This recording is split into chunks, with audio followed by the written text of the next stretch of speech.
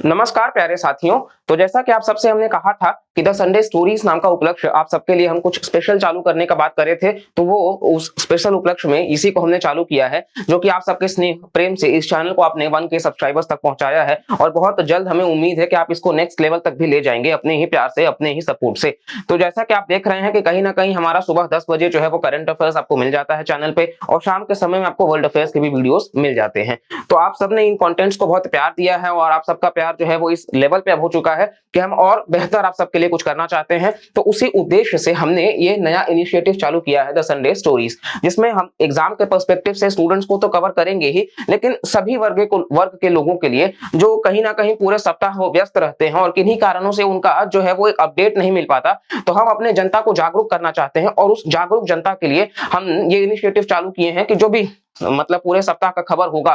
मतलब खास तौर से आप कहोगे कहीं ना कहीं कि हमारे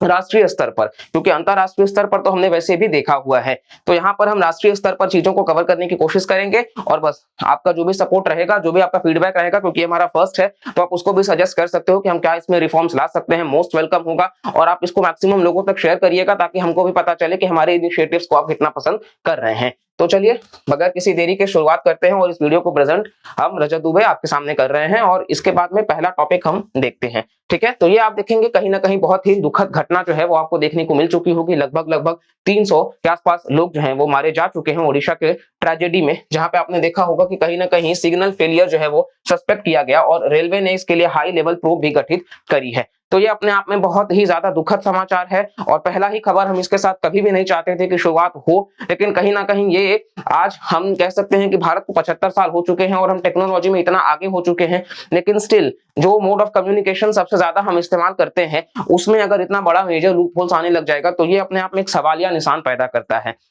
और इस वजह से आप देखोगे तो कहीं ना कहीं ओडिशा में जो हुआ वो अपने आप में इतिहास में आप देखोगे तो अभी तक जाकर के मतलब ऐसा इंसिडेंट्स बहुत रेयरेस्ट ऑफ रेयर पूरे विश्व में, और इस वजह से विश्व भर के लीडर्स भी जो हैं वो इसकी कड़ी जो है वो प्रतिक्रिया दे रहे हैं। और साथ साथ में आप देखोगे तो यहाँ पे ये भी सवाल उठ रहा था कि क्योंकि देखिए ये घटना जो हुआ, दरअसल आपने देख ही लिया होगा न्यूज में कि 3 जो ट्रेन हैं वो आपस में एक साथ आकर के टकरा गई। एक तो जो था वो गुड्स ट्रेन था, ठीक है, और 2 जो थे वो पैसेंजर्स ट्रेन थे, एक जो बेसिकली कोरोमंडल एक्सप्रेस और दूसरा जो था वो हावड़ा बेंगलुरु एक्सप्रेस। ठीक है, तो ये जो दोनों ट्रेन हैं आपस में पहले क्या था कि जो कोरोमंडल एक्सप्रेस था वो लगभग क्योंकि 120-30 के रफ्तार में चल रहा था, तो वो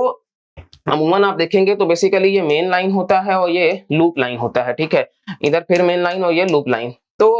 एक्चुअली लूप लाइन में क्या था कि ऑलरेडी से एक गुड्स ट्रेन एग्जिस्ट कर रहा था, मालगाड़ी था, और कोरोमंडल एक्सप्रेस जो है वो अपना रूट जो है वो लूप लाइन में ही कर लिया था। और इस वजह से आप देखो कि कहीं ना कहीं क्योंकि स्पीड बहुत ही ज्यादा थी और इस वजह से ये टक्कर हो गया। ठीक है, और ये जब टक्कर हुआ तो ये पलट करके मेन लाइन पर भी आके गिर गया और इस वजह से जो हावड़ा बेंगलुरु जो ट्रेन आ रही थी वो भी इससे जाकर के टक्कर खा जाती है, और जिसमें तकरीबन हमने आंकड़ा डिस्कस कर लिया और ये आंकड़ा काफी तेजी से बढ़ रहा है। इवन इसमें जो घायल है वो भी 1000 से ज्यादा बताया जा रहा है, और जिस हिसाब से आप तस्वीरें देखेंगे मतलब वीडियोस में जिस प्रकार से वायरल हो रहे हैं, तो जो घायल भी रहेंगे वो कहीं ना कहीं बहुत ही ज्यादा दुखमय जीवन रहेगा।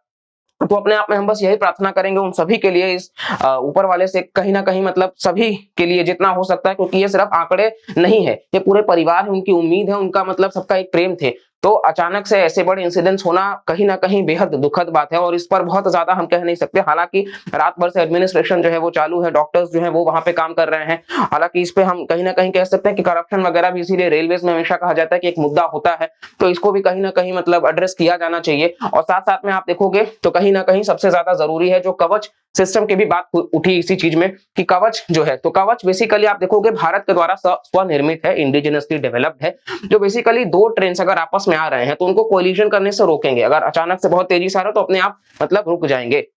तो ये बेसिकली कवच सिस्टम को डेवलप करने में, क्योंकि ये काफी कॉस्टली है और लोग पूछ रहे हैं कि अभी तक आपने इसको इंप्लीमेंट किया नहीं क्यों पूरी तरीके से, और अपोजिशन पार्टीज का भी चालू है। खैर, यहाँ पे कवच सिस्टम को भी मतलब हमें ज्यादा से ज्यादा जल्द हमें पूरे भारत के जो भी रेलवे ट्रैक्स है उन तक पहुंचाना पड़ेगा, ताकि ऐसे जो घटनाएं हैं वो वापस से ना हो। क्योंकि आप देखोगे तो कहीं ना कहीं इस प्रकार के इंसिडेंट्स जो है वो रूह कांप जाते हैं सोच करके कि हम मतलब अभी फिलहाल अभी हम तुरंत यहीं पर अर्थव्यवस्था की भी चर्चा करेंगे जहां बहुत तेजी से भारत विकास कर रहा है। तो ये ऐसे इंसिडेंट्स होना बिल्कुल बेहद शर्मनाक सी बात है कि ऐसा नहीं होना चाहिए।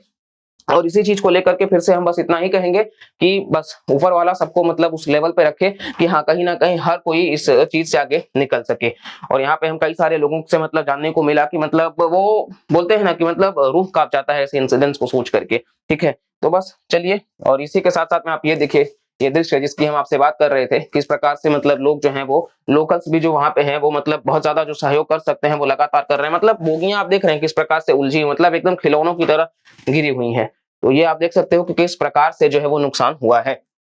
इसके साथ साथ हम दूसरे खबर पे आते हैं। दूसरा खबर जो है हमारा, दरअसल ये मणिपुर के वायलेंस में है। तो कहीं ना कहीं इसके ऊपर ऑलरेडी हमने वीडियो बनाया है, आप जाकर के देख सकते हैं। तो मणिपुर में जो हिंसा हो रही है, जैसा कि आपको पता होगा कि मणिपुर में एक मेइतेई करके कम्युनिटी है, जिनको वहां के हाई कोर्ट ने कहा कि उनको एसटी कैटेगरी का दर्जा दिया जाना चाहिए। अब सिर्फ उसके कहने भर से कहीं ना कहीं बहुत ज्यादा जो है वो प्रोटेस्ट जारी हो जाता है, और उस प्रोटेस्ट में आप देख सकते हो आंकड़ा कि एटलीस्ट 98 किल्ड, 300 से ज्यादा लोग जो है वो घायल हैं, ऐसा राज्य सरकार का डेटा इस पर बताता है। तो अपने आप में मणिपुर जो है वो काफी ज्यादा, अभी आप देखोगे तो वहां पे इवन जो मणिपुर से जो भी आते हैं मतलब एथलीट वगैरह, वो भी बोले कि मतलब हम प्रोटेस्ट करेंगे इस चीज को लेकर के, क्योंकि कहीं ना कहीं मतलब एडमिनिस्ट्रेशन के ऊपर भी सवालिया निशान पैदा हो रहा है। गृह मंत्री अमित शाह ने भी 15 दिन का अल्टीमेटम दिया है कि शांति जो है वो बनाई जा सके। सीबीआई ऑर्डर्ड इंक्वायरी भी मतलब गठित करी जा चुकी है। तो ये सारा आपको देखने को मिल जाएगा कि मणिपुर में ये कहीं ना कहीं बहुत ज्यादा जो है वो आपको देखने को मिल रहा है कि किस प्रकार से ये भी मतलब बढ़ता ही जा रहा है, और आपस में अपने ही राज्य में इस प्रकार की चीजें जो है वो देख करके हमें बिल्कुल भी अच्छी नहीं लगती हैं ये चीजें।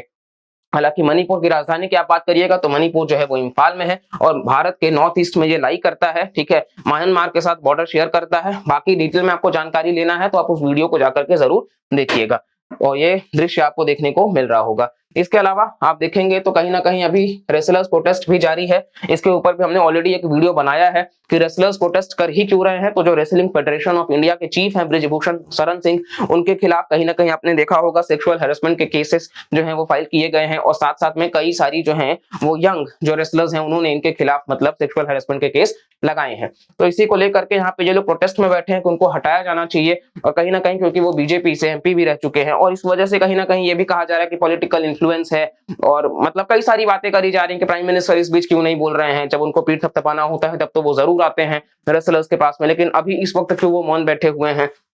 तो बहुत सारी बातें हैं। इवन ये नया पार्लियामेंट की इनॉग्रेशन में भी जाने का कर रहे थे, जिसको लेकर के पुलिस ने इनको रोका। तो ये सारी बातें जो हैं, इवन इनके अब समर्थन में 1983 वर्ल्ड कप विनर ने कहा है कि ट्रीटमेंट जो है वो मतलब दिया जाना चाहिए, और ये हार्ट ब्रेकिंग है। तो कहीं ना कहीं ये श्रीकांत साहब हैं जो कि ठीक है 1983 cricket world cup winning squad का हिस्सा भी रह चुके हैं। तो कहीं ना कहीं अभी ये चीज इन लोगों ने इनिशियली भी कहा था कि क्रिकेटर्स क्यों निकल के नहीं आ रहे हैं, अभी वो क्यों नहीं कुछ बोल रहे हैं। तो यही सब बातें जो है वो इसको लेकर के भी चालू है। इवन यहाँ तक कि इन लोगों ने भी कहा कि हमारा जो भी मेडल्स मिला है ओलंपिक में, जो भारत के लिए हमने रिप्रेजेंट हम करते हैं, हम इन मेडल्स को ले जाकर के गंगा जी में बहा देंगे।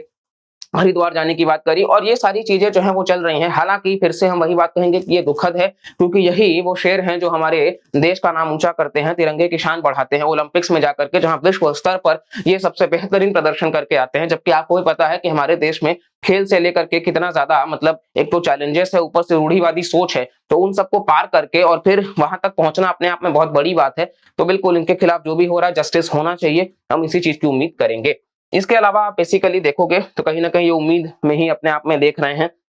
साथ साथ में हम चौथा जो हमारा खबर है कि heat wave alert in west Bengal for next 7 days. तो बेसिकली आप देखोगे कहीं ना कहीं अभी भारत का जो मौसम विभाग है, तो आप भारत को देखोगे कहीं ना कहीं मानसून जो है वो आ जाना चाहिए था। ठीक है, तो केरल वगैरह में कहा भी गया है 5-7 जून से जो है वो चालू हो जाएगा। और हालांकि अभी कहीं ना कहीं जो पश्चिम बंगाल है और बाकी जो राज्य हैं उनसे सटे, तो वहां गर्मी बहुत ही ज्यादा है। हीट वेव मतलब भयंकर का हीट वेव। ठीक है, तो इस तरीके से आप देख सकते हो कि कहीं ना कहीं लोगों को बहुत ज्यादा तकलीफ हो रही है, गर्मी बहुत ज्यादा बढ़ गया है, जिसकी वजह से ऑलरेडी जो है वो कहा जा रहा है कि सूरज का एक टुकड़ा जो है वो मतलब कहीं ना कहीं गिर चुका है। तो ये सारी बातें जो हैं वो उठ रही हैं, सवालिया निशान ये पैदा होता है कि कहीं ना कहीं हम ये इंफ्रास्ट्रक्चर को बूम करने के चक्कर में हम पेड़ों की कटौती जिस तेजी से कर रहे हैं, हम पर्यावरण के साथ जो खेल रहे हैं वो कितना ज्यादा सही है। क्योंकि आज के समय में शहर जो है वो अर्बन हीट आइलैंड्स बन चुके हैं। अब ये अर्बन हीट आइलैंड्स क्या है, तो बेसिकली आप देखोगे तो कहीं ना कहीं जब ज्योग्राफी हम पढ़ते हैं तो जमीन, लैंड एंड सी ब्रिज का जब हम कॉन्सेप्ट पढ़ते हैं तो लैंड जमीन जो है वो जल्दी गर्म होता है और जल्दी ही ठंडा भी होता है सी के कंपैरिजन में, ठीक है। तो इस चीज में आप देखोगे कहीं ना कहीं, इसीलिए शाम के समय में जब आप शहरों में निकलते हो तो आपको लगेगा कि भाप सा उठ रहा है ऊपर से जमीन से, तो ये अर्बन हीट आइलैंड्स का काम करते हैं, ठीक है। और इसी के ऊपर भी हमने एक डिटेल्ड वीडियो बनाया है कि किस प्रकार से ये भारत के अर्थव्यवस्था पे, क्योंकि एसी आज के समय में एक लग्जरी नहीं है, आज के समय में एक मजबूरी बन चुका है, लेना ही पड़ेगा। और जब हर घर में एसी एक जरूरत बन जाएगा तो ग्लोबल वार्मिंग किस मुकाम पे होगा आप समझ रहे हैं। हमारे यहाँ एक किसान जो है वो जब वो बाहर काम करता है, एक जो लेबर वर्कर है कंस्ट्रक्शन डिपार्टमेंट में, वो जब कड़कती धूप में बाहर परिश्रम कर रहा है, उसके ऊपर कितना प्रभाव पड़ेगा, क्योंकि हम आप हो सकता है एसी में बैठ करके सहूलियत से काम कर सकते हैं। तो हमें कहीं ना कहीं इस बारे में भी ख्याल रखना चाहिए कि पेड़ों को ज्यादा से ज्यादा लगाया जाना चाहिए और पर्यावरण को लेकर के हमें इस पर गहन चिंतन करना चाहिए, क्योंकि ये हमें नहीं सोचना चाहिए कि हमारा हो जा रहा है, क्योंकि आने वाले समय के लिए ये बहुत ही ज्यादा चिंता का विषय हो जाएगा, जैसा कि आप पानी देख रहे हो। और फिर भी इसको भी आप ज्योग्राफिकली मतलब बहुत डिटेल में पढ़ना चाहते हो, इसके ऊपर भी हमने वीडियो बनाया है। इन सब के ऊपर हमने जो वीडियोस बनाया है आपको आई बटन में भी मिल जाएगा, आप जाकर के चेकआउट कर लीजिएगा सारे ही वीडियोस को, काफी डिटेल में और काफी रिसर्च करके हम वीडियोस लाते हैं आप सबके लिए, तो उन वीडियोस को भी आप जरूर अपना प्यार दीजिएगा। इसके बाद में हम देखेंगे कहीं ना कहीं तो बेसिकली एक नया टॉपिक जो है कि आईसीसी के जो लीडर्स हैं पाकिस्तान में वो सिक्योर करेंगे क्रिकेट का वर्ल्ड कप पार्टिसिपेशन। तो अभी कहीं ना कहीं टसल चल रखा है भारत और पाकिस्तान के बीच में, और इस बार बॉर्डर वाला टसल नहीं है, इस बार क्रिकेट वाला टसल है। क्रिकेट वाला क्या है जी, तो देखिए कहीं ना कहीं आपको पता है कि क्रिकेट जो है वो दोनों ही मुल्कों में बड़े प्यार से खेला जाता है, ठीक है। अब पाकिस्तान जो है उसने ये कहा कि मतलब एशिया कप जो होता है उसका इस साल का जो होस्ट है वो पाकिस्तान है, ठीक है। अब इसको लेकर के भारत ने ये कहा कि हम अगर पाकिस्तान होस्ट कर रहा है तो खेलने नहीं आएंगे। अब इसके अलावा फिर आप देखोगे तो कहीं ना कहीं पाकिस्तान, क्योंकि इस साल का जो वर्ल्ड कप होगा 2023 का वो भारत होस्ट करेगा, तो पाकिस्तान ने भी तुरंत प्रतिक्रिया दे दिया कि तुम नहीं आ रहे हो तो हम भी नहीं आएंगे भाई। अब ये समझ लो जनाब। अब इसके बाद में कहीं ना कहीं आपको ये समझना चाहिए कि पाकिस्तान और मतलब पीसीबी जो पाकिस्तान क्रिकेट बोर्ड है और जो बीसीसीआई भारत का जो क्रिकेट बोर्ड है, दोनों में जमीन आसमान का अंतर है। 1800 करोड़ का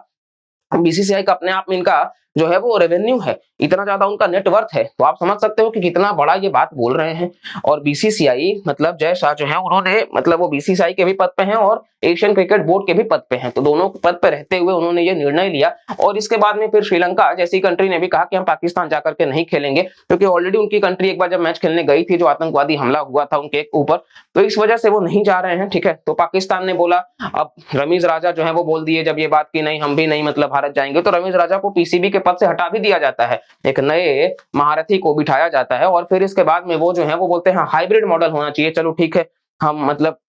भारत नहीं आना चाहता कोई बात नहीं और हम नहीं जाना चाहते कोई बात नहीं, हाइब्रिड मॉडल। हाइब्रिड मॉडल का मतलब है कि चलो यूएई में करा लेते हैं, श्रीलंका में करा लेते हैं। हालांकि जब ये बात भी उठी तो फिर से बीसीसीआई ने इस चीज को डिनाई कर दिया ये कह करके कि अब ये सरकार तय करेगी। हाइब्रिड मॉडल में भी हम मतलब कहीं ना कहीं मतलब उनको भिगा भिगा के आप देखोगे तो चप्पलों से बारिश कर रहे हैं कि किस तरीके से आपको समझ आएगा कि मतलब कहीं ना कहीं ये आपको ओवरऑल क्रिकेट को लेकर के अभी यहाँ पे जंग छिड़ा हुआ है होस्ट करने को लेकर के, क्योंकि कोई भी कंट्री होस्ट इसलिए करना चाहती है कि बहुत रेवेन्यू आएगा। और पाकिस्तान का जो हालत है आपको पता है, इसके ऊपर भी हमने बहुत ज्यादा वीडियोस बनाया है, 2 से 3 वीडियोस आपको मिल जाएगा कि पाकिस्तान का ये हाल है क्यों ऐसा आखिर।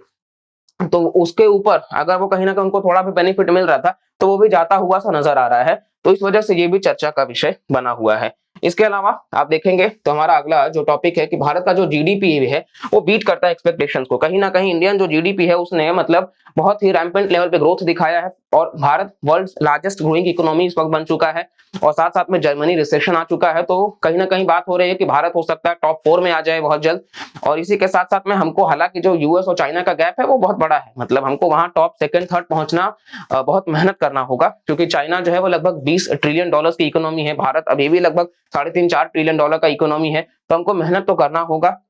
और हमें डबल डिजिट ग्रोथ के साथ आगे बढ़ना होगा। लेकिन खुशी की बात यह है कि हमारे यहाँ जीडीपी ग्रोथ बढ़ रहा है, जहां जर्मनी जैसी कंट्री रिसेशन में जा रही है। तो हमारे यहाँ के लिए एक बहुत पॉजिटिव बात यह है कि अगर हम ग्रोथ कर रहे हैं तो हमें अपने लेबर्स के ऊपर, हमें अपने ह्यूमन कैपिटल के ऊपर इतना स्किल्स उनको सिखाना है कि कहीं ना कहीं अच्छी शिक्षा मिल सके, अच्छा उनको स्किल्स मिल सके, ताकि वो जो मतलब कंपनीज जब वहां से टेस्ला एप्पल जैसी कंपनी जो भारत में आ रही है तो वो ज्यादा से ज्यादा रोजगार लेकर के आए और हमारे ही लोगों को उसका बेनिफिट मिल सके, ताकि हमारी जो इकोनॉमी है वो बेहतर हो सके। हमारे जो देश में सबसे ज्यादा आबादी है, जो सबसे ज्यादा युवा हैं, तो इन युवाओं को उसका लाभ मिल सके और इससे फिर आगे चल करके जब वो बूढ़े होंगे तो क्योंकि एक वो बेहतर नौकरी किए रहेंगे तो उनको आगे चल करके परेशानी नहीं रहेगी और रिटायरमेंट वगैरह हर चीज में उनको काफी मतलब बेनिफिट होगा। ठीक है, तो ये कहीं ना कहीं आपको देखने को मिल जाएगा, जीडीपी वगैरह का भी। तो ओवरऑल ये हमारा 5 इंपॉर्टेंट टॉपिक्स था, ठीक है। और अगर आपको इस वीडियो से जरा भी मतलब हेल्प मिलता है तो प्लीज वीडियो को लाइक करिएगा, और ये हमारा नया इनिशिएटिव कैसा लगा ये भी जरूर बताइएगा। कहीं हमसे भूल चूक हुई होगी तो क्षमा करिएगा, और साथ साथ में पूरा वीडियो अगर आपने देखा है तो बहुत बहुत धन्यवाद। और इस वीडियो को मैक्सिमम लोगों तक शेयर करिएगा, और हर संडे हम इसी प्रकार से आप तक मिलते रहेंगे। और कुछ भी आपको चाहिए होगा तो जरूर आप कमेंट सेक्शन में बताइएगा, और जरूर हम प्लीज चाहेंगे कि ये नया इनिशिएटिव आप सबको कैसा लगा ये आप साझा करिएगा। चलिए मिलते हैं अगले लेक्चर में, तब तक के लिए bye bye, take care and जय हिंद।